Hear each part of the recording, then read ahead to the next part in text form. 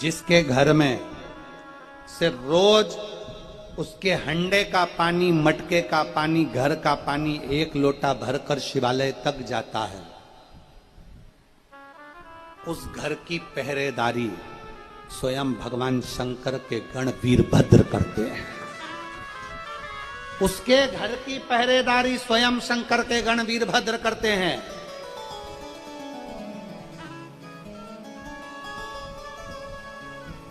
स्वयं वीरभद्र, शंकर की मूर्ति नहीं, शंकर का शिवलिंग प्रतिबिंब। स्कंद पुराण का रेवाखंड कहता है जिसके घर में शिवलिंग है, जिसके बीच में एक समय आया था जब किसी ने कह दिया था कि घर में शिवलिंग नहीं रखना चाहिए, लोगों ने उठा उठाकर शंकर जी के शिवलिंग को विसर्जन कर दिया। बीच में आया था एक समय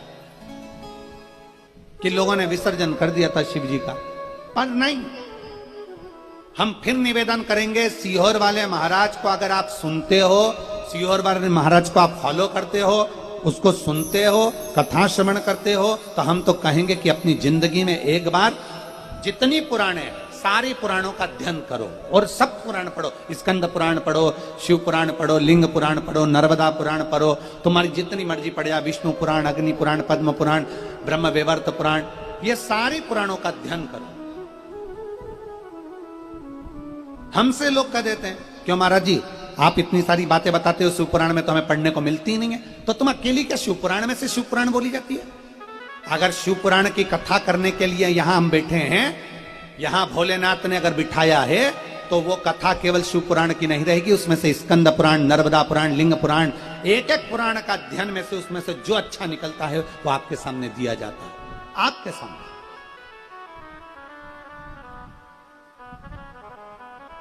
कुछ तो ग्रहण करो।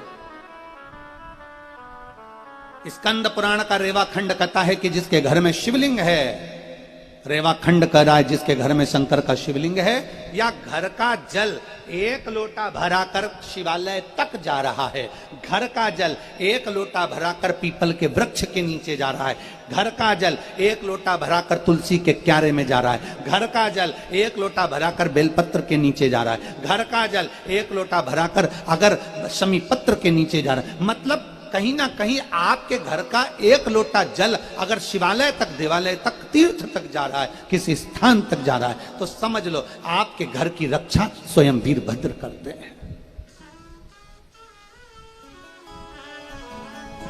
ये कैसे प्रमाणित हो सकता है? इसको हम कैसे प्रमाण मान सकते हैं? तो राम कथा उठा